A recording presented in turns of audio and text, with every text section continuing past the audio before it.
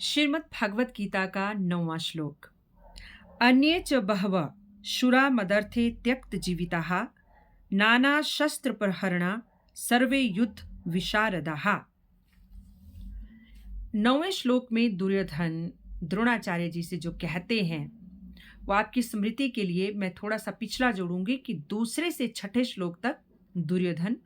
द्रोणाचार्य से पांडवों की सेना में खड़े हुए सारे के सारे वीरों महारथियों के परिचय तो देता ही देता है और उनके साथ अपने संबंधों की बात भी करता है कि चाहे वो पारिवारिक संबंध है, शत्रुता का संबंध है, मित्रता का संबंध है, अपमान का संबंध है। और उसके बाद 7वें और 8वें श्लोक में दुर्योधन अब द्रोणाचार्य जी से अपनी यानी कि कौरवों की सेना में खड़े हुए बड़े-बड़े महारथियों के नाम लेता है, जिसमें कि वो स्वयं द्रोणाचार्य जी का, भीष्म पितामह का, अश्वत्थामा का, कर्ण का और भूरिश्रवा का, विकिरण का तथा साथ में कृपाचार्य का नाम भी लेता है और उन्हें बताता है कि उनकी सेना में कृपाचार्य और अश्वत्थामा जैसे जो हैं जिनकी कभी मृत्यु नहीं होगी वो हैं, और साथ में स्वयं भीष्म पितामह जी हैं जिनको इच्छा मृत्यु का वरदान है। और इसके साथ अब इस श्लोक में दुर्योधन द्रोणाचार्य जी से कहते हैं कि आचार्य जी कि इन सब के साथ भी और भी ऐसे ऐसे शूरवीर हमारी यानी कि कौरवों की सेना में हैं, जैसे जयद्रथ जी, वाहिक जी, शल्य जी, जो कि मेरे लिए, मेरी जीत के लिए अपने जीवित रहने की इच्छा तक का त्याग करके आ चुके हैं और जो भले ही मर जाएं, लेकिन वो मेरी विजय के लिए इस युद्ध से कभी पीछे नहीं हटेंगे, हमेशा आगे ही रहेंगे। और साथ में दुर्योधन द्रोणाचार्य जी से कहते हैं कि इसके साथ ये जितने भी योद्धा हैं, महारथी हैं, वो अस्त्र शस्त्र की कला में निपुण हैं। शस्त्र जैसे हाथ से चलाने वाले शस्त्र जैसे कि तलवार, गदा इत्यादि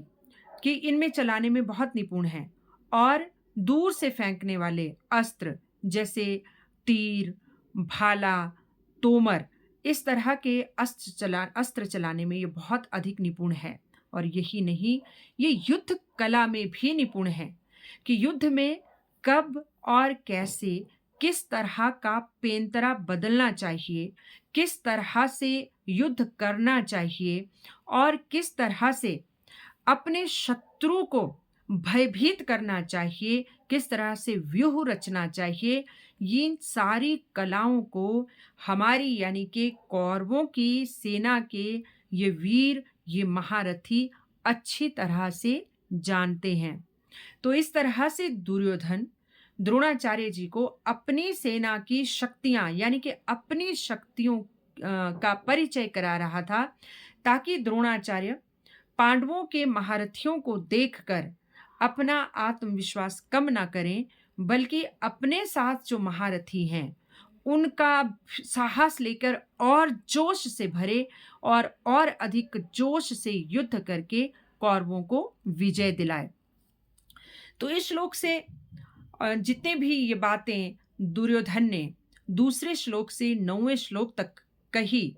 तो इससे ये तो साफ दृष्टिगोचर होता है कि दुर्योधन